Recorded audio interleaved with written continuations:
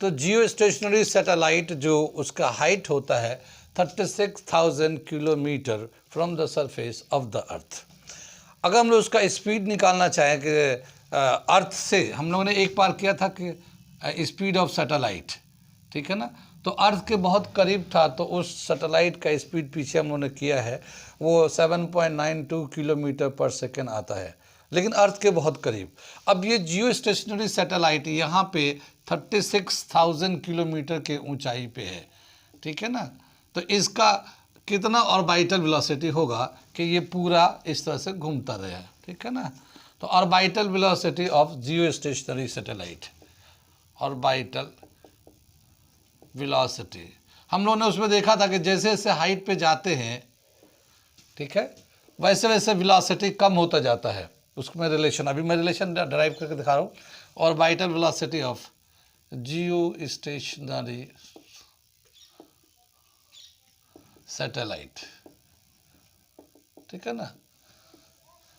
ये हम लोगों ने वी ऑर्बिटल का क्या फॉर्मूला लिखा था, GR² अपॉन R+H का होल रूट, यही था ना, ये याद है या भूल गए? हम लोग इसको कैसे निकालते थे, इसको दिखाते हैं। जो सेंट्रीपिटल फोर्स होगा, उसका ग्रेविटेशनल पुलिंग जो होगा वो सेंट्रीफ्यूगल फोर्स के बराबर होगा। ग्रेविटेशनल पुलिंग सेंट्रीफ्यूगल फोर्स के बराबर होगा। तो gravitational pulling centrifugal force mv² upon R या R+H, ये यहाँ उस सैटेलाइट पे सेंट्रीफ्यूगल फोर्स होता है। सेंट्रीफ्यूगल फोर्स या सेंट्रीपिटल फोर्स का होता है mv² अपॉन R होता है। R मतलब रेडियस है, तो यहाँ से यहाँ तक हाइट हो गया, प्लस ये सेंटर से लेते तो R भी है, R रेडियस ऑफ द अर्थ, यहाँ से यहाँ तक, ठीक है। तो ये R+H ले लिया, mv² upon R+H। Gravitational pulling लेंगे तो G_M r+H का होल स्क्वायर, ठीक है। ये पावर इससे ये कैंसिल कर देता है, ये मास से ये मास कैंसिल हो जाता है। v² = GM प्लस R+H, ये आ जाएगा। इस GM को हम लोग G_r² के टर्म में चेंज कर सकते हैं, ठीक है। और इसका स्क्वायर हटाएंगे तो ऑर्बिटल वेलोसिटी GR+H का रूट GR² R+H, ये हम लोगों ने लिख रखा है। ये कितनी बात सुनिए। लेकिन यहाँ पे जियो स्टेशनरी सैटेलाइट की जो हाइट है, वो हाइट कितना दे रखा, हाइट का वैल्यू दे रखा 36,000 किलोमीटर, और रेडियस ऑफ द अर्थ जानते हैं 6,400 किलोमीटर। इस वैल्यू को डालेंगे तो orbital velocity of geostationary satellite आ जाएगा, ये G9.8, ये तो मीटर में था, किलोमीटर में कन्वर्ट कर देंगे इस G का वैल्यू, ठीक है। तो कितना हो जाएगा 10⁻⁻3, ठीक। R radius of the earth 6400 kilometre के टर्म में स्क्वायर कर दिया, ये आ जाएगा ऊपर का, नीचे का आ जाएगा R 6,400 किलोमीटर प्लस H का है 36,000, ठीक है ना, ये रूट में डाल दिया, ठीक। वी ऑर्बिटल अगर इन पूरे को सिंप्लीफाई करेंगे तो ये आता है 3.067 किलोमीटर पर सेकेंड। यानी कि जो जियो स्टेशनरी सैटेलाइट है उनका ऑर्बिटल वेलोसिटी होता है लगभग 3 किलोमीटर पर सेकेंड, बहुत ही कम है। और अर्थ के सरफेस पे जो था, हम लोगों ने पहले कैलकुलेट किया था, वो आया था लगभग 8 किलोमीटर पर सेकेंड, बहुत ही डिफरेंस होता है। जैसे जैसे हाइट पे जाते हैं ऑर्बिटल वेलोसिटी कम होते जाता है। ये था orbital velocity of geostationary satellite. अगला टॉपिक दे रखा पोलर सैटेलाइट। पोलर सैटेलाइट जानते हैं आप लोग, इससे मिटाते हैं, इसे लिख लिया आप लोगों ने। पोलर सैटेलाइट अगला टॉपिक है, polar satellite. Satellite polar satellite जैसे हमारा अभी बताया था, जियो स्टेशनरी सैटेलाइट का जो डायरेक्शन होता है और जो लोकेशन होता है, डायरेक्शन होता है वेस्ट टू ईस्ट, लोकेशन होता है अलोंग द इक्वेटर, ठीक है ना, उसी के अलोंग वो घूमता रहता है। पोलर सैटेलाइट ये पोल के रेस्पेक्ट पे घूमता है। जैसे ये हमारा अर्थ है ये, तो पोलर सैटेलाइट इसके रेस्पेक्ट पे ऐसे घूमेगा वो, कुछ बात समझ में आ रही है? ये नॉर्थ पोल है, ये साउथ पोल है, जो भी, तो पोल टू पोल ऐसे ऐसे घूमेगा, इक्वेटर के अलॉन्ग ऐसे नहीं घूमेगा, हॉरिजॉन्टल नहीं घूमेगा, ये पोल के रिस्पेक्ट में घूमेगा। तो ये क्या होता है, ये पूरे पोल पे जाता है, उसके बाद नेक्स्ट पीछे से लौटते हुए फिर साउथ से, इस तरह से पोल को कवर करता है। तो पोलर सैटेलाइट जो है rotate along the pole, north pole south pole, ठीक है। इसका जो यूज़ है, इसका यूज़ मेनली जो है वेदर और इन्वायरमेंटल फोरकास्टिंग होता है। जैसे इसमें जो जियो सैटेलाइट मेनली कहाँ पे यूज़ होता है, कम्युनिकेशन में यूज़ होता है। लेकिन पोलर सैटेलाइट वेदर कैसा होगा, तो इन्वायरमेंटल चेंजेस कैसे होंगे, क्योंकि वो जो क्लाउड्स हैं जो पोल बेल्ट से चलते हैं उनको देखने में आसानी हो जाती है, ठीक है ना। तो वो पोल से कैसे चले आ रहे हैं, क्योंकि कोल्ड तो क्लाउड जो ना या आइस जो है पोल की तरफ होती है। तो पोलर सैटेलाइट बोला, the satellite revolve along the pole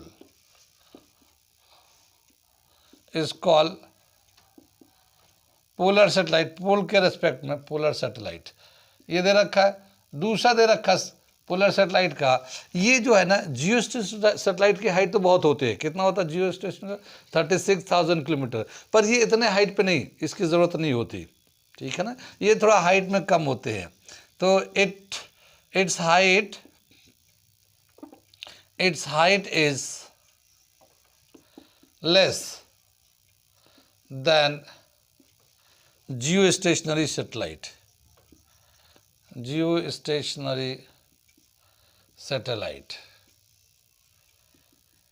ठीक, it is used in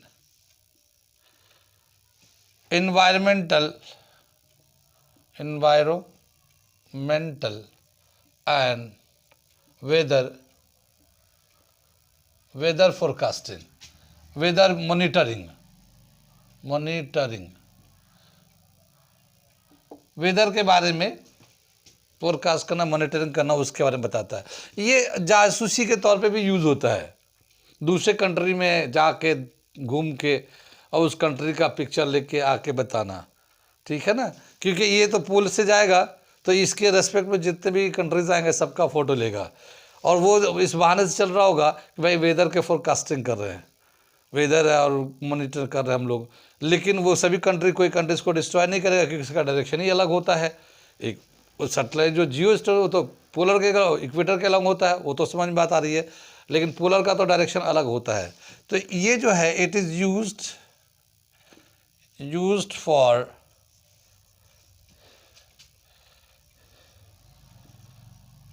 army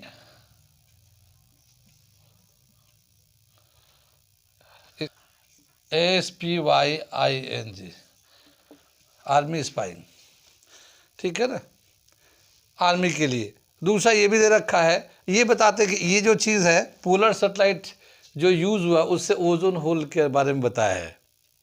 ozone hole के बारे में जियो स्टेशन से पता नहीं चला है, ओजोन होल के बारे में पोलर सैटेलाइट से पता है, क्योंकि इक्वेटर जियो स्टेशनरी सैटेलाइट इक्वेटर के अलॉन्ग होता है, लेकिन जहाँ पे ओजोन होल है वो इक्वेटर के बेल्ट में नहीं आता है, तो वो बिल्कुल किनारे आता है, तो उसको वो बताया है पोलर सैटेलाइट ने। तो it has used to find polar satellite, नहीं सॉरी क्या, ozone hole, find ozone hole, ozone hole के बारे में।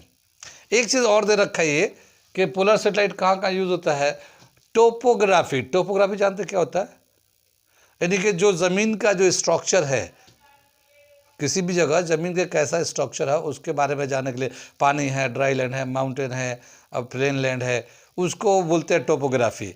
तो ये जो सैटेलाइट है ये मून, मार्स, वीनस के टोपोग्राफी में यूज़ भी होता है, क्योंकि ये सैटेलाइट ऊंचा होता है तो मून से भी ऊंचा जाता है, तो मून को जब क्रॉस करता है तो मून का पिक्चर लेता है, तो मून का, या फिर मार्स से क्रॉस करेगा तो मार्स का भी पिक्चर लेके देगा, ठीक है ना।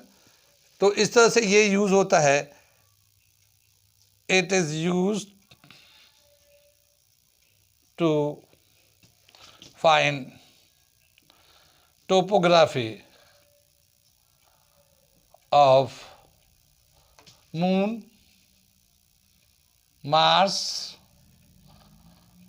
Venus, ठीक है ना, ये सब के टोपोग्राफी के लिए यूज होता है। ये दे रखा पोलर सैटेलाइट का यूज, स्पेशली जो मेन जो है ना, ये वेदर फोरकास्टिंग या वेदर मॉनिटरिंग, इन्वायरमेंटल इश्यूज को जानकारी करना, क्या है प्रॉब्लम, क्या हो रहा है, उसके लिए मेनली ये यूज़ होता है। बाकी तो ये सब अलग अलग यूज़ है। तो ये हो गया हमारा पोलर सैटेलाइट, नोट कर लिए इसे। पे रिवॉल्व करते हैं अर्थ के चारों तरफ, ठीक है। तो उसका एनर्जी कितना होता है, तो अर्थ के सर्टेन हाइट पे है तो हाइट के हिसाब से उसका पोटेंशियल एनर्जी होगा, ठीक है ना। और अपने ऑर्बिट पे से घूम रहा होगा तो घूमने की वजह से उसको काइनेटिक एनर्जी भी होगा।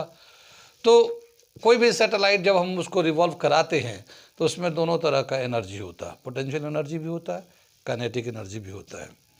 टोटल एनर्जी कितना होगा एक सैटेलाइट का, वो देखने जा रहे हैं हम लोग। Total energy of a satellite, total energy of a satellite, एक सैटेलाइट का टोटल एनर्जी कितना होगा। तो हम लोग निकालते हैं पोटेंशियल एनर्जी ऑफ सैटेलाइट।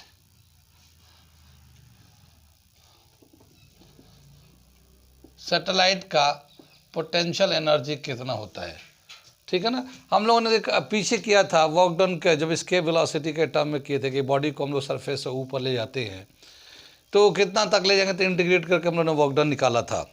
और वर्क डन निकालने के बाद बताया कि जितना हम लोग वर्क डन करते हैं उतना ही वो पोटेंशियल एनर्जी के फॉर्म में स्टोर हो जाता है एनर्जी। तो वो जो एनर्जी था जो वर्क डन करके, वही पोटेंशियल एनर्जी हो जाता है। और ये आता है Gmm/r, ठीक है, इसके बराबर होता है। ये जो r है radius of the earth plus height, small r, capital R तो फिक्स है, रेडियस ऑफ द अर्थ होता है, लेकिन small r height, radius of the earth plus height कितना हाइट पे है उसके हिसाब से ये होता है, ठीक है। साथ ही ये माइनस में आता है, नेगेटिव में बताया था ना, नेगेटिव में आता है वो साइन कन्वेंशन के हिसाब से। तो ये होता है potential energy of a satellite, you से दिखाते हैं। ऐसी जो सैटेलाइट है अपने ऑर्बिट पे घूम रहा होगा तो kinetic energy of the satellite, ठीक है ना। तो सैटेलाइट का काइनेटिक एनर्जी कितना होगा, 12mv², ठीक है ना। v ऑर्बिटल 12mv ऑर्बिटल का स्क्वायर है, और ये आ जाएगा 1/2m Gm/r आ जाएगा, ये इस तरह से आ जाएगा। ऑर्बिटल वेलोसिटी का जो हम लोग निकाला था, ऑर्बिटल वेलोसिटी जो होता है वो Gm/r के रूट होता है, ठीक है ना, ऑर्बिटल वेलोसिटी। लेकिन यहाँ पे जीरो स्क्वायर कर रखा हम लोगों ने, तो स्क्वायर करने की वजह से ये रूट खत्म हो गया, तो ये इस तरह से आ गया। इसको अरेंज करके लिखेंगे तो 12 Gmm/r हो जाएगा, ये काइनेटिक एनर्जी सैटेलाइट का, ठीक है। अब टोटल एनर्जी क्या होगा, एक सैटेलाइट जब रिवॉल्व कर रहा है तो उसका टोटल एनर्जी क्या होगा, total energy is equal to potential energy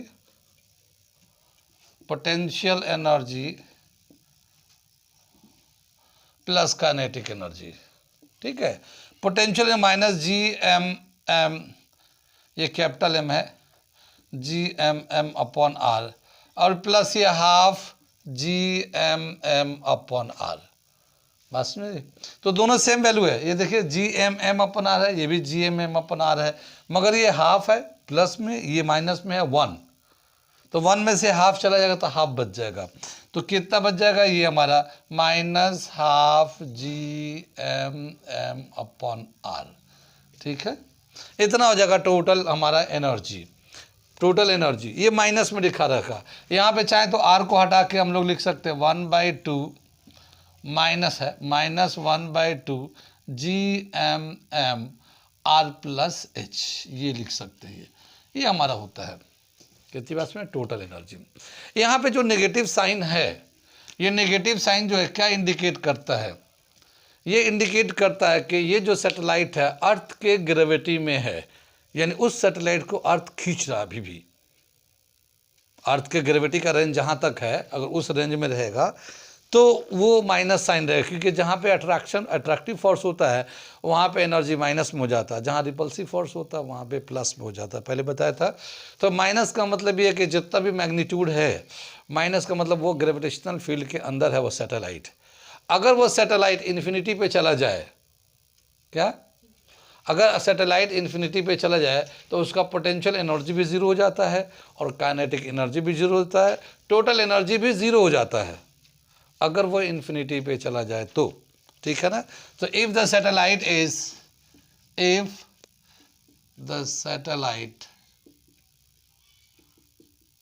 is at infinity, ठीक है ना, it's potential energy is zero, kinetic energy is zero, and total energy is also zero, ठीक है ना। ये हमारा हो जाता है ये इसका इन्फिनिटी पे होने पे, ठीक है ना। आगे दे रखा केपलर्स लॉ। केपलर्स लॉ क्या है कि बताते हैं कि जितने भी प्लैनेटरी मोशंस हैं, यानी प्लैनेट जो सोलर सिस्टम है, बहुत ज़माने से लोग इसके बारे में स्टडी कर रहे हैं, ठीक है ना। बहुत पहले से लोग एस्ट्रोनॉमी, चांद सितारों के बारे में पढ़ना, देखना, समझना, जान दीजिए कोई बात नहीं, चला जाएगा, ठीक है ना, उसको स्टडी करना, ऑब्जर्व करना बहुत पहले से चला रहा है। और जो बहुत पहले से जब चला रहा है तो पहले से लोग अपने अपने ओपिनियन दे रहे हैं, ठीक है ना, अपने ओपिनियन सोलर सिस्टम से रिलेटेड बहुत सारे ओपिनियन आते गए।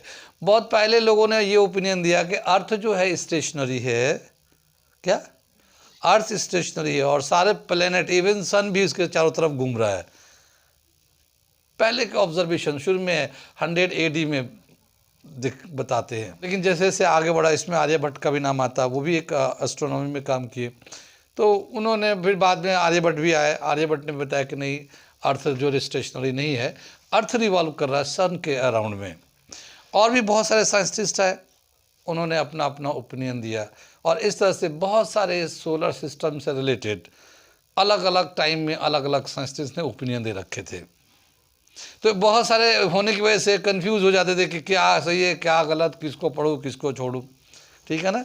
लेकिन जैसे जैसे टाइम गुजरा वैसे वैसे उसमें स्पेसिफाई होने लगे, लोग क्लियर पिक्चर आने लगा। तो उन सारे ओपिनियन को स्टडी करके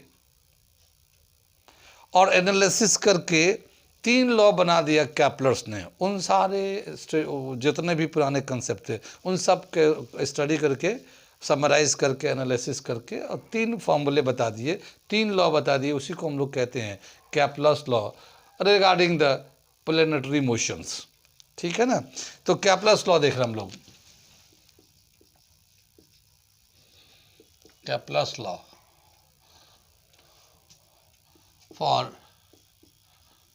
प्लैनेटरी मोशन, ठीक है ना। प्लैनेटरी मोशन के लिए केपलर्स लॉ ने क्या दिया है, सारे जितने भी पुराने ओपिनियन थे उन सब को समराइज करके। तो फर्स्ट लॉ दे रखा है, law of orbit. Law of orbit बोलते हैं इसको।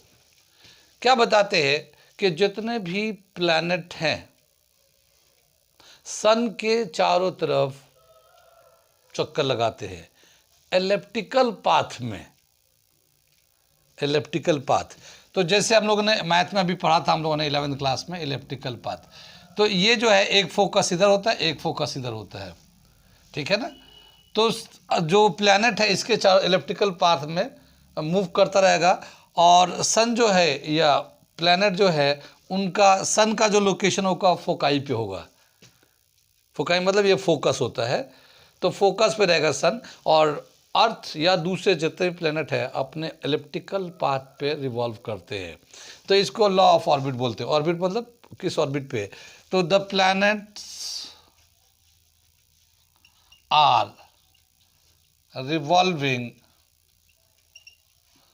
around the sun on its elliptical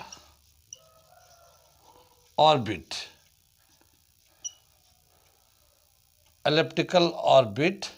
and the sun lies on the foci। ठीक है ना, या फोकस कर लेते हैं, focus, sun lies on focus. ये इस तरह से एक लॉ, यानी जो भी प्लैनेट हैं सभी अपने अपने एलिप्टिकल ऑर्बिट पे रिवॉल्व करते हैं, किसी का स्फेरिकल ऑर्बिट नहीं है, सबका एलिप्टिकल ऑर्बिट है। ये तो पहला उसने बताया, फर्स्ट लॉ। सेकंड लॉ में क्या उसने समराइज करके बताया है? सेकंड लॉ, इसको बोलते हैं law of area, law of area.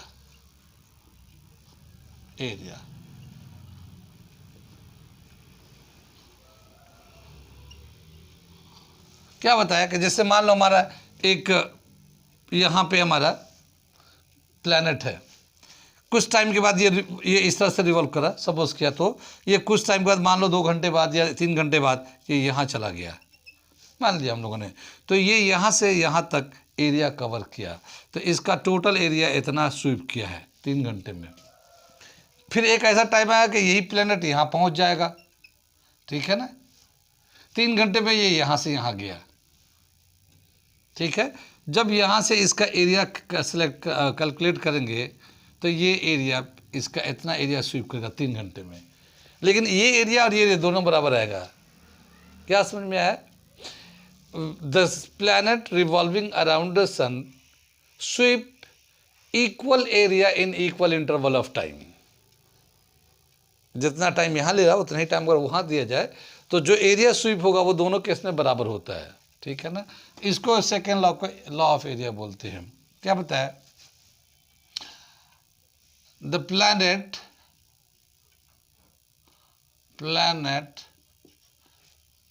Revolving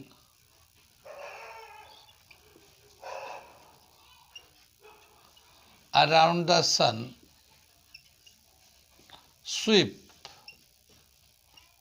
equal area in equal interval of time,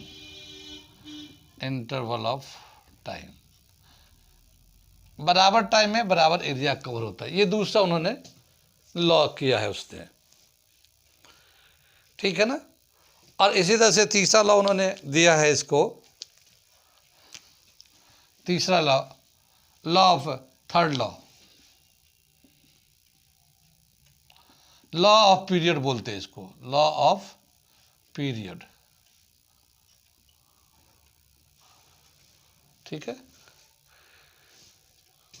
क्या बताया लॉ ऑफ पीरियड के हिसाब से? ये देख लीजिए, समझ लीजिए। थर्ड लॉ ऑफ पीरियड, जैसे एक हमारा अर्थ है, जितने भी प्लेनेट है अपने अपने ऑर्बिट पे घूम रहे हैं इलेक्ट्रिकल पाथ पे, सबका अलग अलग डिस्टेंस है सन से, कोई करीब है, कोई दूर है, कोई दूर है। तो एक बार चक्कर लगाने में टाइम लगता है, उसको हम लोग 1 ईयर बताते हैं हम लोग। जैसे हमारा अर्थ का 365 डेज लगता है, तो एक बार चक्कर लगाने के लिए पूरा 365 दिन लगते हैं अर्थ को। तो ये एक टाइम पीरियड हो गया। टाइम पीरियड बोलते हैं time taken to complete 1 revolution around the sun, तो वो टाइम पीरियड हो गया हमारा, ठीक है। तो दूसरे जो प्लेनेट है जो दूर होंगे उनका टाइम पीरियड क्या होगा? कम होगा, ज़्यादा होगा, या इसके टाइम पीरियड उसके टाइम पीरियड में डिस्टेंस के हिसाब से कोई रिलेशन है। जैसे कोई प्लेनेट बिल्कुल करीब है, जैसे वीनस है, ठीक है ना, करीब है, तो उसका टाइम पीरियड कितना ही आएगा जितना अभी अर्थ का है। तो डिस्टेंस के हिसाब से टाइम पीरियड में जो एनालिसिस करके निकाला है उसके हिसाब से उसने बताया कि square of time period is directly proportional to cube of the distance from the sun, ठीक है ना। क्या मतलब हुआ कि जो टाइम पीरियड होता है और जो डिस्टेंस होता है वो आपस में इस तरह से रिलेट करेंगे उनके पोजीशन ऑन टाइम पीरियड के हिसाब से। तो square of time period is directly proportional to, equal भी कह सकते हैं directly, is equal to cube of the distance, cube of the distance from the sun of the planet, ठीक है ना, ऑफ द प्लेनेट, प्लेनेट का जो distance का क्यूब के बराबर होगा या डायरेक्टली प्रोपोर्शनल होगा, जितना दूर होता जाएगा वो इस तरह से। तो ये था हमारा कैपलर्स लॉ प्लेनेटरी मोशन से, जितना भी वो पुराने कंसेप्ट उन सब को उन्होंने समराइज करके इस तरह से लॉ में कन्वर्ट कर दिया, बंद कर दिया। ये न्यूमेरिकल कर रहे हैं सैटेलाइट के बेस पे, ये क्वेश्चन दे रखा, an artificial satellite revolve around the earth at a height of 1000 kilometre, what is its orbital velocity and time period. ये दो चीज़ें बताने, ऑर्बिटल वेलोसिटी कितना होगा, टाइम पीरियड कितना होगा। अगर एक सैटेलाइट अर्थ के 1000 किलोमीटर के ऊंचाई पे, ये 1000 किलोमीटर है, ये इतने ऊंचाई पे एक सैटेलाइट रिवॉल्व कर रहा है, तो इसका, ठीक है ना, टाइम पीरियड क्या होगा, इसका ऑर्बिटल वेलोसिटी क्या होगा। ठीक, सॉल्यूशन करते हैं इसका हम लोग। ऑर्बिटल वेलोसिटी का फॉर्मूला तो हमें याद है, ठीक है, ऑर्बिटल वेलोसिटी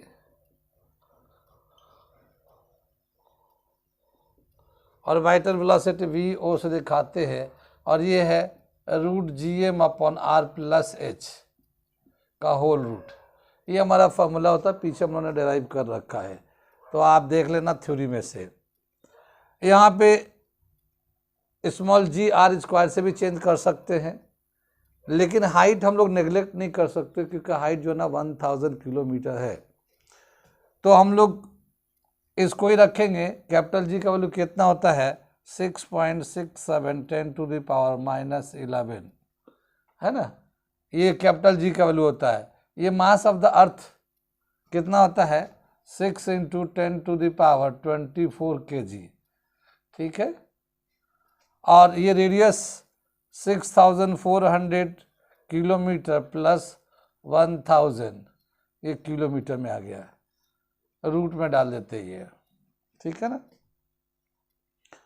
ये इसको सिंप्लीफाई करेंगे, कितना हमारा पावर बचेगा ऊपर में, ये बचेगा 13, पावर 13 बचेगा, तो 6.67 × 6 10⁻13 अपॉन इसका हो जाएगा 7400, ये किलोमीटर में है, ठीक है ना। अगर हम लोग मीटर में करेंगे, क्योंकि डिस्टेंस जो है ना मीटर में लेते हैं हम लोग, तो मीटर में कर लेते हैं इसको, तो 10⁻³ से मल्टीप्लाई कर लेते हैं, ठीक है ना। यहाँ पे भी कर लेते हैं, ऊपर में भी 10⁻³ से मल्टीप्लाई, क्योंकि मीटर में लेंगे लेंथ को, मास को केजी में लेंगे, लेंथ को मीटर में लेंगे, ठीक है ना। ये जो 3 है और ये 2 है, 5 है, 5 इसमें से काट देंगे, 8 बच जाएंगे, तो 8 होगा, 8 का रूट लेंगे तो हमें आ जाएगा 4, ठीक है ना। और ये 4 वैसे तो बाहर निकल गया, लेकिन 6 6 36, 36 यानी 40 के रेंज में आएगा। अगर इसको हम मल्टीप्लाई करेंगे तो 40 के रेंज में आएगा, 74 से डिवाइड करेंगे तो ये कम हो जाएगा 1 से, तो 1 0 इसमें से ले लेंगे। इसको जब हम लोग जब सिंप्लीफाई करेंगे ऑर्बिटल वेलोसिटी अपने कैलकुलेटर के हिसाब से, तो इसका वैल्यू है 7364 मीटर पर सेकेंड, लगभग इसके आसपास दे रखा है, 7364 मीटर पर सेकेंड, या फिर 7.4 किलोमीटर पर सेकेंड, ठीक है ना। किलोमीटर के टर्म में ले लेंगे, 1000 से डिवाइड कर लेंगे, तो 7.4 किलोमीटर। अर्थ के सरफेस पे कितना होता है, 7.928 किलोमीटर, लेकिन ये उससे कम है, क्योंकि 1000 के हाइट पे है ये। तो ये हमारा आ गया orbital velocity of this satellite, जिसका हाइट 1000 है। अब हमसे बोला टाइम पीरियड निकालना है, तो टाइम पीरियड का क्या फॉर्मूला होता है, time period is equal to 2πr+h circumference into orbital velocity, ठीक है ना। सर्कमफ्रेंस, यानी कि ये सर्कमफ्रेंस कितना है, ऑर्बिटल वेलोसिटी कितना, उससे डिवाइड कर देंगे तो टाइम पीरियड आ जाएगा। इनका वैल्यू डाल देते हैं, 2 पाई को लो 3.14 ले लो, और ये हो जाएगा 7400, ये किलोमीटर है, मीटर में कर लो इसको। और ऑर्बिटल वेलोसिटी हम लोगों ने यहाँ पे लिया था 7364 लगभग, ठीक है ना, लगभग इतना।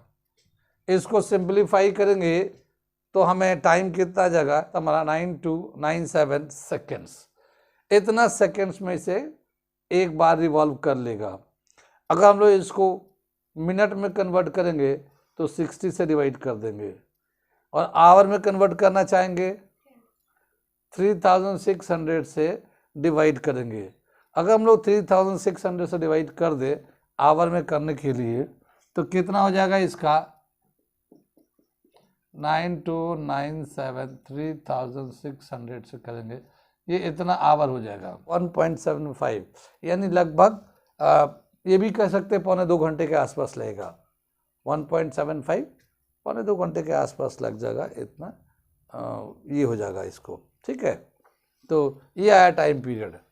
ये क्वेश्चन दे रखा है, इन ए 2 stage launch of a satellite, the first stage bring the satellite to a height of 150 kilometer, and the second stage give its necessary critical speed to put it in a circular orbit around the earth.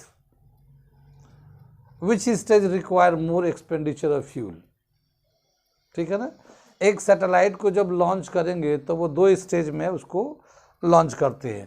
पहला ये हमारा जैसे अर्थ है ये, तो अर्थ से जितने ऊंचाई पे सैटेलाइट को भेजना है, पहले सीधा उतने ऊंचाई पे, जैसे यहाँ पे 150 किलोमीटर के ऊंचाई पे भेज दिया, ठीक। तो पहले मैं इसको इतना ऊपर जाने, अगेंस्ट द ग्रेविटी जाने में उसको एनर्जी चाहिए, तो हमें फ्यूल देखना पड़ेगा, तो उतना दूर जाएगा। फिर इसके बाद इसको एक ऑर्बिटल वेलोसिटी देना पड़ेगा ताकि ये सर्कुलर ऑर्बिट में घूम सके, ठीक है ना। तो इसको ऑर्बिटल वेलोसिटी देंगे तो उसके लिए भी एक एनर्जी चाहिए। तो 2 स्टेज हो गया, पहले तो हम लोग वर्टिकली 150 किलोमीटर देते हैं, फिर एक सर्कुलर ऑर्बिट के लिए अलग से फ्यूल देते हैं। तो इन दोनों में कौन से स्टेज में ज़्यादा फ्यूल का खर्चा होगा, ठीक है ना, कौन से स्टेज में, कैसे पता, पूरे सर्कल में घुमाना है, अच्छा अच्छा, तुम्हारे ना काट के फेंक दूंगा इसमें से, तुमने बीच में बोला कैसे, ठीक है ना।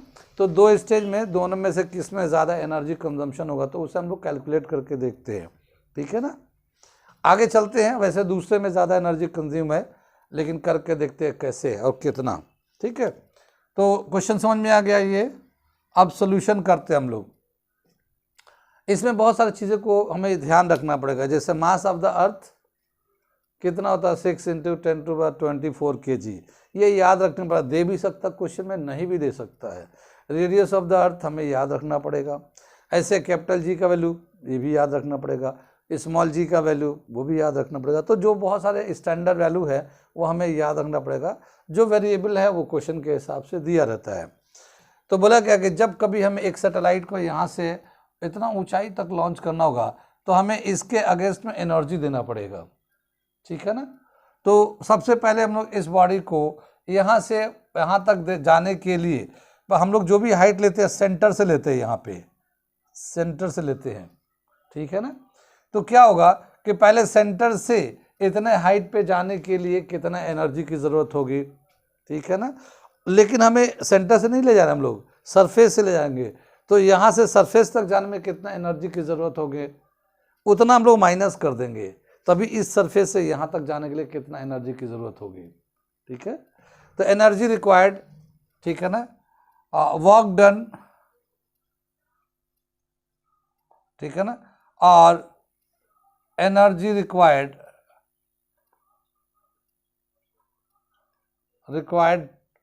फॉर फर्स्ट स्टेज के लिए कितना एनर्जी, यहाँ पे पोटेंशियल एनर्जी का हम लोग फॉर्मूला यूज़ करेंगे, ठीक है ना। तो यहाँ से क्या होगा, सबसे पहले यहाँ से यहाँ 150 H तक ले जाएंगे और फिर इतना वाला सेंटर से लेकर सरफेस तक एनर्जी को माइनस कर देंगे। तो सरफेस से यहाँ तक जाने में कितना एनर्जी की ज़रूरत होगी, पोटेंशियल एनर्जी की ज़रूरत कितना होगा वो हमें बताएंगे, ठीक है ना। पोटेंशियल एनर्जी के लिए हम लोगों ने फॉर्मूला निकाला है, या कितना हमें वर्क डन करना पड़ेगा किसी बॉडी को अगेंस्ट द ग्रेविटी ले जाने के लिए, तो उसके लिए हम लोगों ने फॉर्मूला ड्राइव किया है Gmm/r, ठीक है ना। पोटेंशियल एनर्जी पीछे किया था हम लोगों ने, वर्क डन कितना करेंगे तो हमें बॉडी को ले जाने के लिए, वही पोटेंशियल एनर्जी के फॉर्म में स्टोर हो जाता है। तो क्या दे रखा है, वर्क डन या energy required for first stage, ठीक है। तो potential energy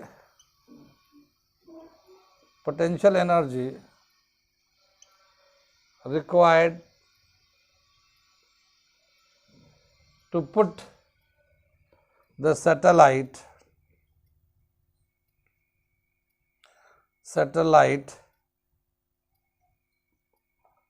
from center to height h minus, ये तो हमारा ये हो गया, फिर माइनस लेंगे potential energy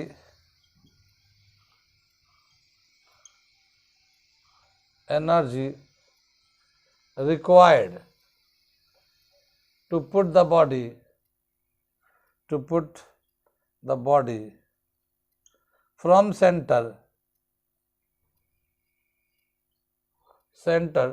to the surface of the earth, ठीक है ना। ये हमें फॉर्मूला, ये हमने लिटरेचर में लिखा है पूरा, लेकिन फॉर्मूला में लिख देता हूँ यहाँ पे। तो यहाँ पे क्या होगा, हमें फ्यूल चाहिए या टोटल एनर्जी चाहिए माइनस Gmm/r+h। ये तो हमें यहाँ सेंटर से लेके यहाँ तक के लिए चाहिए Gmm/r+h, फिर यहाँ से यहाँ तक जाना है सेंटर से, तो फिर माइनस Gmm/r, ये ऐसे आ जाएगा। ये कुछ बात समझ आ रही है, आगे चले। ये माइनस माइनस प्लस हो जाएगा, ये माइनस ही रहेगा, तो इसको Gmm/r प्लस वाला पहले कर लिया और माइनस वाला बाद में कर लेते हैं, Gmm/r+h, ठीक है ना। ये W से देखा तो कितना हमें वर्क डन करना पड़ेगा या कितना पोटेंशियल एनर्जी की जरूरत पड़ेंगे, ठीक है। इसमें से कॉमन ले लेते हैं हम लोग, Gmm कॉमन ले लेते हैं, ये आ जाएगा 1/r माइनस 1/r+h, ठीक है ना। इसको थोड़ा सिंप्लीफाई कर ले तो Gm और ये r+h तो ऊपर चला जाएगा, माइनस r हो जाएगा, ये r+h नीचे आ जाएगा, r से r कैंसिल हो जाएगा ये, ठीक है। तो ये आ जाएगा Gm/h/r+h।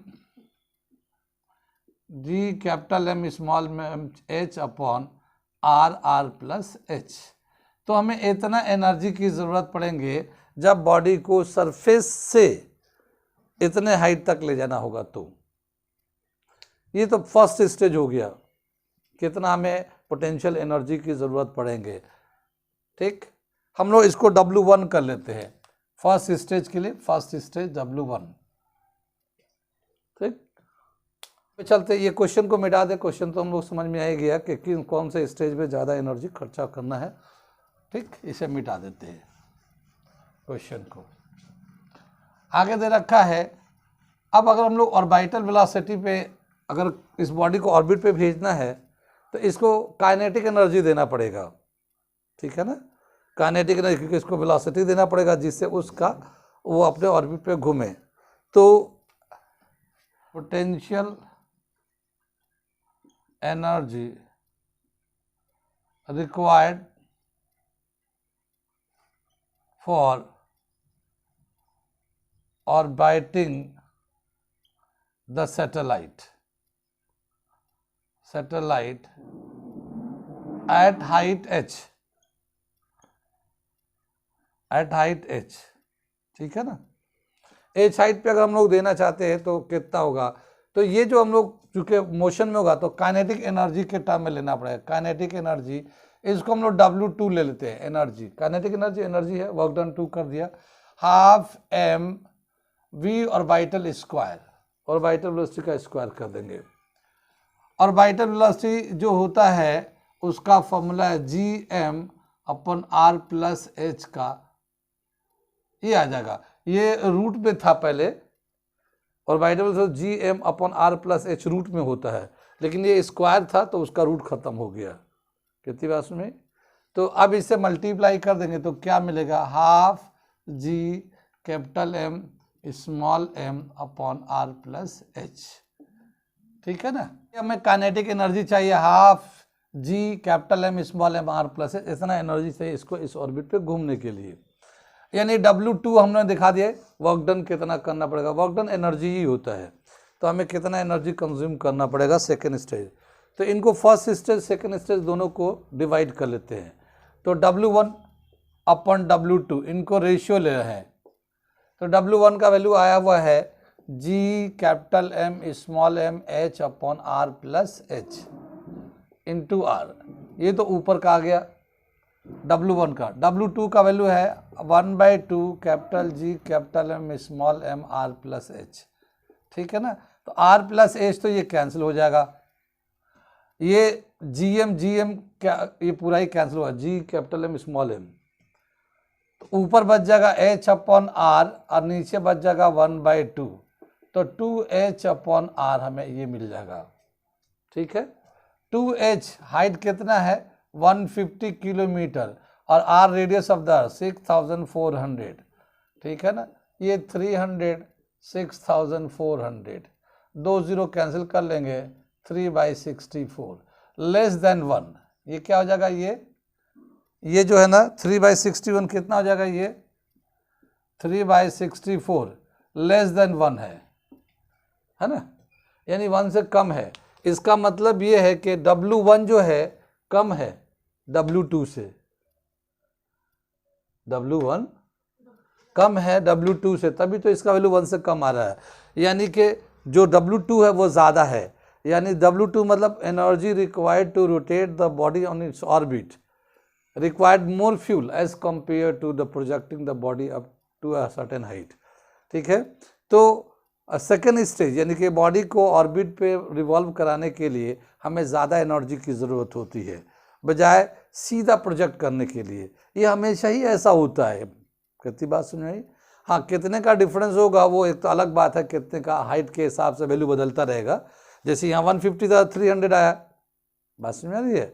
ऐसे ही और ऊपर जाते तो और कम, 1 से कम आता, लेकिन कम आता है डिफरेंस। अब मान लो अगर हम चाहते हैं कि दोनों बराबर हो जाए तो ये 6400 तो नीचे आएगा ही आएगा, रेशियो लेंगे हम लोग तो नीचे आर बचेगा, तो ये 6400, यानी एज का वैल्यू कितना ले ले 3200 ले ले तो वो 6400 हो जाएगा, ये भी 64, तो उस वक्त दोनों एनर्जी बराबर हो जाएगा। यानी कि सीधा प्रोजेक्ट करने के लिए भी, फर्स्ट स्टेज के लिए भी और फिर ऑर्बिट पे डालने के लिए भी उस वक्त दोनों एनर्जी बराबर होगा। और अगर उसके ऊपर यानी 3200 के और ऊपर अगर हमें डालना चाहते हैं तो फिर W1 ज़्यादा होने लगेगा। कितनी बात में W1 is greater than W2। तो इसको हम लोग एक टेबल के फॉर्म में थोड़ा समझ लेते हैं। इतनी बात समझ में आ गई ना? हाँ, ये लिख लीजिए, ये तो लिखना ही लिखना है। फिर मैं यहाँ पे एक चीज़ और समझा दे रहा हूँ, ठीक है ना।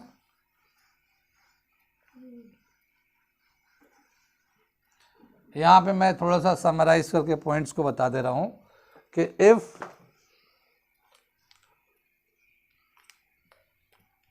पहला पॉइंट देखा, if h is less than 3200 kilometre, ठीक है, 3200 kilometre, then W1 is less than W2,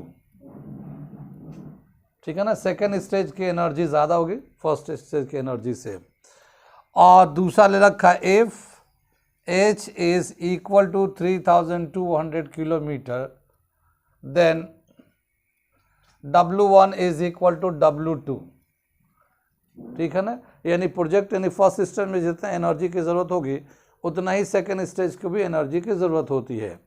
और तीसरा दे रखा है if h is greater than 3200 kilometre, then W1 is greater than W2। ये एक पॉइंट्स याद रखना है कि हाइट के हिसाब से W1 कब छोटा होगा, W1 कब बड़ा हो जाएगा। ठीक है, ये भी एक अच्छा सवाल था इसे। ठीक, ये दे रखा। अगला क्वेश्चन हम लोग कर रहे हैं, दे रखा calculate the period of revolution of Neptune around the sun given that the diameter of the orbit 30 times that the diameter of the earth orbit. Neptune का जो डायमीटर है अर्थ के डायमीटर से 30 टाइम्स ज़्यादा है। ठीक है, around the sun, both orbit being assume to be circular, दोनों ही सर्कुलर हम लोग मानते हैं, जबकि आमतौर पर हम लोग क्या होता है एलिप्टिकल होता है, लेकिन हम लोग सर्कुलर लेके चल रहे हैं। ठीक है, तो जैसे हमारा ये हमारा सन है, ठीक है, ये सन है हमारा, ठीक, ये सन है हमारा।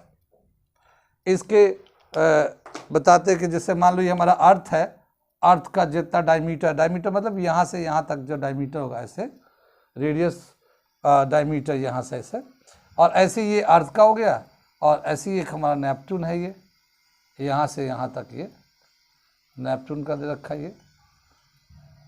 ठीक, लेकिन ये जो डायमीटर है इसका ये वाला, या रेडियस, डायमीटर का जो अगर 30 टाइम्स है तो रेडियस का भी 30 टाइम्स कहलाएगा वो। ठीक है ना, बात सेम है।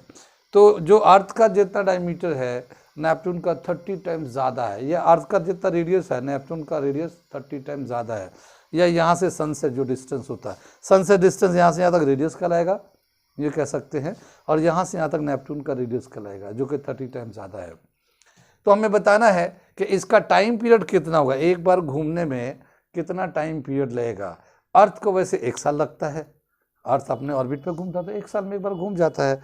तो नेपच्यून अगर साल के यानी कि ईयर के टर्म में ले, अर्थ के ईयर के टर्म में ले, तो कितना साल लगेगा एक बार घूमने में। ठीक है, तो कैलकुलेशन करते हैं हम लोग। कितनी बात समझ में आ रही है, ऑन है ना, ये सोल्यूशन कर रहे हैं। तो क्या बताया कि यहाँ पे radius of the Neptune upon radius of the अर्थ ये 30 टाइम्स दे रखा है। 30 टाइम्स का मतलब 30 टाइम्स 30 गुना ज़्यादा है। ठीक है ना, और कैप्लर्स लॉ के हिसाब से क्या बताया, जो डिस्टेंस होता है और टाइम पीरियड होता है उनका एक रिलेशन दे रखा है। ठीक है ना, तो time period of Neptune upon time period of earth का जो होगा वो स्क्वायर होगा, is equal to distance of Neptune upon distance of earth from the sun का क्यूब हो जाएगा ये ऐसे। ठीक है, ये जो है RN अपॉन RE ये तो दे रखा 30 टाइम्स मतलब 30 दे रखा ये, और इसका हम लोग लेते हैं आगे चलते हैं। तो ये दे रखा हमारा time period of Neptune upon time period of earth का ये स्क्वायर है, और ये हमारा हो जाएगा 30 का क्यूब हो जाएगा ये। ठीक है ना, ये RN अपॉन RE का वैल्यू दे रखा 30 का क्यूब कर लिया, 30 का क्यूब करेंगे 27,000 हो जाएगा ये, और ये स्क्वायर डालेंगे तो रूट आ जाएगा। तो TN time period of Neptune is equal to 27,000 root ऐसे आ जाएगा time of the earth, time period of the earth, ऐसा मल्टीप्लाई करके क्रॉस मल्टीप्लाई कर दिया। अगर हम लोग 27 का स्क्वायर रूट निकालेंगे 27,000 का, ठीक है ना, तो हम लोग तो ऐसे इसको अलग अलग कर लेते हैं। जैसे एक कैलकुलेशन कर लेते हैं, 900 ले लेते हैं, ठीक है ना, इंटू 30 कर लेते हैं। कितनी बात में 27,000 हो जाएगा ये इसको हम लोग स्क्वायर रूट ले लेते हैं, और ये टाइम पीरियड ऑफ द अर्थ ले लेते हैं।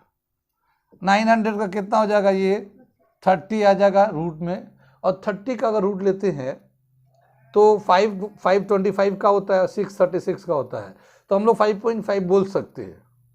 5 से ज़्यादा 6 से कम तो 5.5 ले सकते हैं। तो अगर हम लोग इसको 5.5 ले लेते हैं, 5.5 ले लेते हैं टाइम पीरियड ऑफ द अर्थ, इसको मल्टीप्लाई कर देते हैं, कितना आ जाएगा 165 years time period of the अर्थ, है ना। बात समझ आ रही, टाइम पीरियड ऑफ नेपच्यून, और ये 165 ईयर्स, क्योंकि अर्थ में जो टाइम पीरियड है एक बार घूमने के लिए 1 साल कहलाता है, नहीं समझ में आया? तो टाइम पीरियड ऑफ द अर्थ हो जाए, 1 साल में एक बार चक्कर लगाता है, तो 165 साल में नेपच्यून जो है सन के चारों तरफ एक बार चक्कर लगाए, एक बार अर्थ के साल के टर्म में लेते हैं तो अर्थ के अपना टाइम पीरियड के हिसाब से, जैसे हम लोग बोलते हैं 88 डेज लगता है, ठीक है ना। मरकरी को एक बार घूमने में सन के चारों तरफ कितना 88 डेज, लेकिन हम लोग अर्थ के रेस्पेक्ट में ले रहे हैं, अर्थ के रेस्पेक्ट में 88 डेज, ठीक है ना। उसको लेकिन 1 साल पूरे हो जाते वो, उसके यहाँ 1 साल हो गया, लेकिन अर्थ पे हमें 88 डेज होते हैं। ऐसे ही नेपट्टून को सन के चारों तरफ 165 साल में एक बार चक्कर लगा, लेकिन एक साल अर्थ के रेस्पेक्ट में ले रहे हैं हम लोग, ठीक है ना। यानी आदमी 1 साल अगर अर्थ पे जी जाए, सॉरी नेपच्यून पे जी जाए 1 साल, तो अर्थ के मुकाबले में कितने साल जिएगा? 165 साल जी रहा वो, है तो वैल्यू होता है किसका, तो ये दे रखा ये बंद कर दिया। ये जो है 165 ईयर्स हमने लगाया, क्योंकि हम लोगों ने 30 का वो जो ना रफली हमने 5.5 ले लिया, एग्जैक्ट 5.5 नहीं आता, स्क्वायर रूट ऑफ 30 एग्जैक्ट 5.5 नहीं आता। तो अगर हम लोग जो एग्जैक्ट आंसर है इसका टाइम पीरियड ऑफ नेपट्टून वो दे रखा 164.3 ईयर्स, ये एग्जैक्ट वैल्यू है, लेकिन हम लोगों ने रफली इतना कैलकुलेट 30 का रूट ना निकाल के डायरेक्ट हम लोगों ने एज्यूम करके एक हम लोगों ने रफली एक आइडिया ले लिया कि 5.5 के आसपास आएगा और उसके हिसाब से इतना हो जाएगा, ये भी इसके करीब है, ठीक है ना। तो बड़े कैलकुलेशन में हम लोग करते क्या है कि अगर एग्जैक्ट की तरफ जाएंगे तो 30 का रूट ऐसे निकालेंगे, लाइन खींचेंगे, ऐसे खींचेंगे, फिर रूट निकालेंगे, ऐसे करते करते काफ़ी टाइम हो जाएगा। लेकिन हम लोग इससे रफली एक आइडिया लेके इससे करेंगे तो हम लोग उसके नियरेस्ट टू करेक्ट आंसर होंगे हम लोग, ठीक है ना। लेकिन ये करते करते ही आता है, जब बार बार आप राउंड ऑफ करके फिर वैल्यू निकालेंगे, फिर आप मैच कराएंगे करेक्ट वैल्यू से, तो आपको दिखेगा कि हम कितना डेविएट कर जाते हैं या कितना करीब नियर टू करेक्ट हो जाते हैं। तो इससे आपको प्रैक्टिस करना पड़ेगा, क्योंकि जो कंपटीशन में भी जो क्वेश्चन देते हैं उन क्वेश्चन को करने के लिए एग्जैक्ट का आंसर के चक्कर में बहुत टाइम एक्स्ट्रा जाएगा आपका, और टाइम लिमिट होता है, आपको टाइम के अंदर में करना है। तो इसीलिए आपको थोड़ा प्रैक्टिस करना पड़ेगा कि कैसे हम लोग एज्यूम वैल्यू ले लें या मीन वैल्यू ले लें या रफ आइडिया कितना होना चाहिए उस तरह से, ठीक है। दे रखा क्वेश्चन आगे, the distance of 2 planets from the sun are 10 to the power 13 meter and 10 to the power 2 meter respectively. Find the ratio of time period and speed of the planets. ठीक है ना। तो जैसे एक हमारा सन है, ये इससे एक सर्टेन डिस्टेंस पे एक प्लैनेट है, सर्टेन डिस्टेंस पे ये R1 दिखा रहा है, और एक दूसरा प्लैनेट जो है ये R2 डिस्टेंस पे है, ठीक है ना, R2 डिस्टेंस पे है।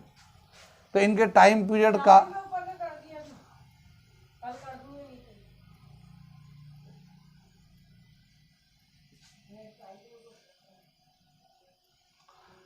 ठीक है ना, इसमें R1 जो है यहाँ से यहाँ तक का डिस्टेंस हो गया, R2 ये इसका डिस्टेंस हो गया। अब हम बताना है कि इनका टाइम पीरियड का क्या रेशियो होगा, ratio of time period and speed का भी रेशियो निकालना हमें, ठीक है ना। जितना दूर होगा उतना स्लो मूव कर रहा होगा, जितना करीब होगा सन से उतना फास्ट मूव कर रहा होगा, तो उनके वेलोसिटी का भी रेशियो बताना है, ठीक है ना। सोल्यूशन करते हैं हम लोग इसको। सोल्यूशन में क्या दे रखा है, by third law of Kepler's third law, by Kepler's third law क्या दे रखा है, T1 upon T2 whole square is equal to R1 upon R2, यहाँ पे R1 upon R2 whole cube ऐसे डाल सकते हैं, ठीक है ना। ये T1 अपॉन T2 का जो रेशियो होगा वो इसको 2 को इधर लाते हैं तो रूट पड़ जाएगा, तो R1 अपॉन R2 और ये हो जाएगा 3/2 ऐसे। कुछ बात सुन में आ रही है, ये 2 इसके नीचे चला गया स्क्वायर रूट में। R1 का वैल्यू दे रखा 10 to the power 13 मीटर और R2 का वैल्यू है 10 to the power 12 मीटर, 3/2। कितनी बात सुन रही, ये जब कैंसिल कर लेंगे तो सिर्फ 10 बचेगा, 10 पे 3/2 का पावर हो गया। अब यहाँ पे 10 का पहले क्यूब कर लेंगे, 1000 हो जाएगा, 1000 का स्क्वायर रूट लेंगे तो 10√2 आ जाएगा। तो ये कितना हो जाएगा 1000, ऐसे हम दिखाने के लिए, और ये 1/2 हो गया, फिर ये 10√10 आ गया। तो इतना आ जाएगा रेशियो, T1/T2 का जो रेशियो होगा 10√10/1। ये तो हमारा रेशियो आ गया टाइम पीरियड का। अब हमें बोला क्या, इनके स्पीड का रेशियो निकालना है। तो जब ये घूम रहे होंगे तो इनका अपना स्पीड कैसे निकालेंगे, circumference upon time period, circumference upon time period. ठीक, तो T1 अगर लेते हैं या V1 लेते हैं, V1 लेते हैं तो 2πr1/T1, बात सुन रही है, 2πr1 सरकमफ्रेंस हो जाएगा, यहाँ से यहाँ तक R1, ये हम लोग कैपिटल R कर लेते हैं, वो कैपिटल R यूज़ कर रहे हम, तो R1 इसको, R2 इसको कैपिटल R में कर लेते हैं। ठीक है, ये तो पहले वाला का हो गया, और दूसरे वाला का भी हो जाएगा 2πr2/T2। ठीक है, इनका रेशियो लेते हैं, ratio of V1 and V2। तो V1/V2 जब लिखेंगे तो ये क्या हो जाएगा R1/R2T1, R1/T1, R2/T2, ऐसे बचेगा, रेशियो लेंगे, 2π दोनों में कैंसिल हो जाएगा। ठीक है, R1/R2 और ये आ जाएगा T2/T1, ये ऐसे आ जाएगा।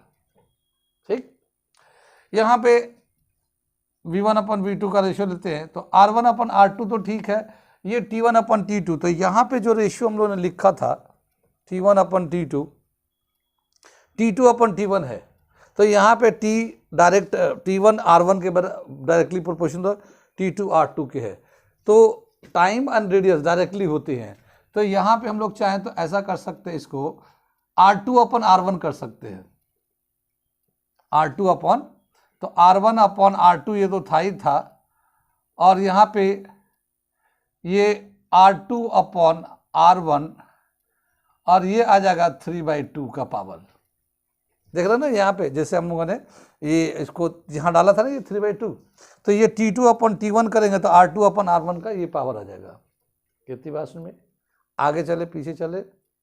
ठीक है, अब हमारा क्या है, लेकिन ये जो रेशियो है ये उल्टा है, एक मिनट बंद करेगा जैसा, ये दे रखा है, ठीक है ना, ये समझ में आ रहा है। अब ये देखिए R2/R1 दे रखा है, लेकिन और ये है R1/R2, इसका पावर 3/2, इस पे पावर 1 है, इसका पावर ज़्यादा है। अगर हम लोग इसको उलट दे तो कितने का पावर हो जाएगा, -1 का पावर हो जाएगा। तो इसको अगर हम लोग उलट के लिखते हैं V1/V2, तो ये हो जाएगा R2/R1, इसको पलटा, इस पे पावर 1 का -1 का लगा दिया, ठीक है ना, पलट के, और ये था हमारा R2/R1 3/2।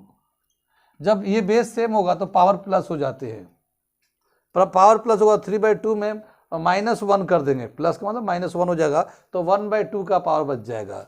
ठीक है, ये हम लोग क्वेश्चन को यहाँ से मिटा देते हैं, यहाँ से, ठीक है, क्वेश्चन को मिटाते हैं तो ये आ जाता हमारा V1/V2 is equal to R2/R1, इस पे पावर बचेगा 1/2 का, ठीक है ना, 1/2 का बचेगा। अगर हम लोग इसको वैल्यू डाल दे, ठीक है ना, R2 का वैल्यू कितना है 10⁻12 और R1 का वैल्यू 10⁻13, ठीक है ना, 1/2, तो इसका क्या हो जाएगा, ये कैंसिल होके 1/10 ऐसे बच जाएगा, ये 1/2, ऊपर 1 का रूट लेंगे तो 1 ही आ जाएगा, नीचे 10 का रूट लेंगे तो √10 आ जाएगा, तो ये आ जाएगा 1/√10, ये आ जाएगा वेलोसिटी का रेशियो। V1/V2 का जो रेशियो होगा 1/√10, √10 का वैल्यू 3 पॉइंट समथिंग आ जाएगा, ठीक है ना।